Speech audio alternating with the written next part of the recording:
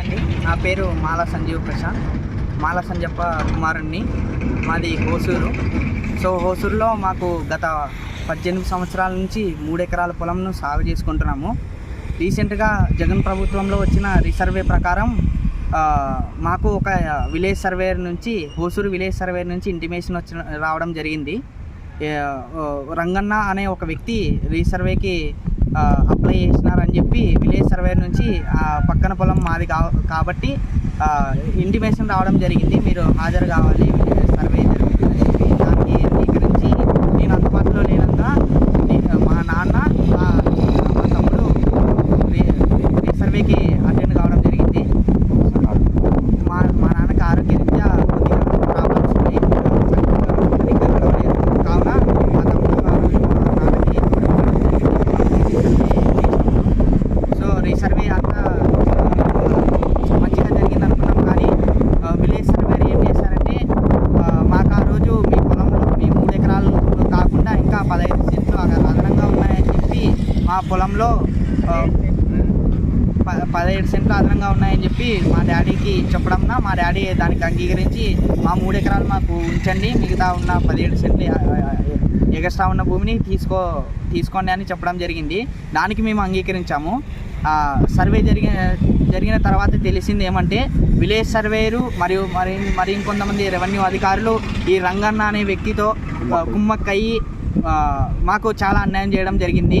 మా పొలంలో మా మంచి భూమిని 17 సెంట్లు రంగన్న అనే వ్యక్తికి విలేజ్ సర్వేయరు మరికొంతమంది రెవెన్యూ అధికారులు మాట్లాడుకొని అడ్జస్ట్ చేయడం జరిగింది. ఆయనకి రంగన్న అనే వ్యక్తికి మా మంచి భూమిని అడ్జస్ట్ చేశారు. మాకు అవసరం లేని ఒక సాగుకు పనికిరాని ఒక 15 సెంట్లను మాత్రమే మాకు అడ్జస్ట్ చేయడం జరిగింది. మాకు మా పొలం నుంచి 17 సెంట్లు మంచి భూమిని తీసుకొని చాలా అన్యాయం చేశారు. మాకు పై అధికారులను దీన్ని చూసి స్పందించి విలేజ్ సర్వేరు మరియు ఇంకొంతమంది రెవెన్యూ అధికారులు ఎవరైతే ఈ కుమ్మకు పాల్పడ్డారో వాళ్ళ మీద తగిన చర్యలు తీసుకొని మాకు న్యాయం చేసి మా భూమిని మాకు ఇప్పించమని కోరుతున్నాము. నా పేరు మాల సంజీవ్ ప్రశాంత్, ఓసూరు మాది, మాల సంజీవ్ కుమార్.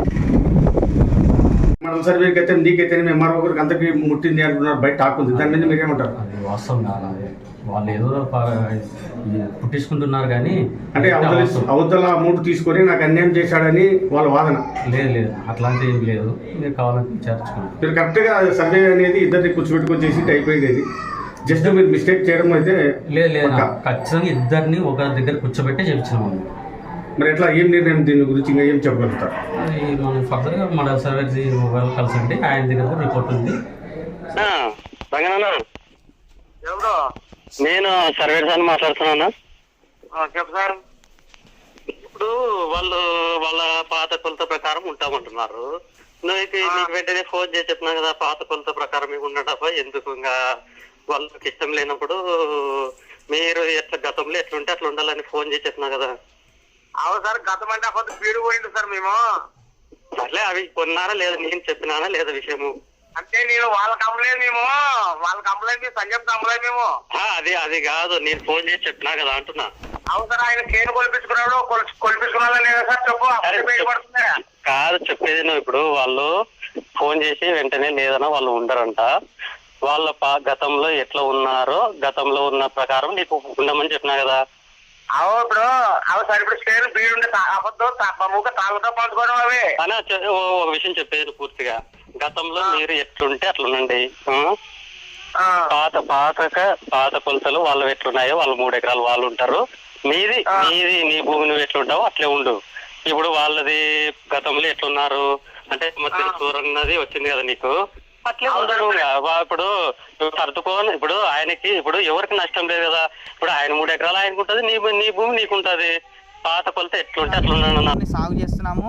మా 3 ఎకరాలు మాకు అద్దులతో సహా పాత అద్దులతో సహా గుర్తున్నది. మాకు మా న్యాయం జరగాల్సింది ఏంటంటే మాకు పొలం పాత పద్ధతి ప్రకారం 3 ఎకరాలు ఎట్లయితే ఉందో ఆ పరంగానే మాకు మా 3 ఎకరాలని ఇవ్వాలని కోరుతున్నాము.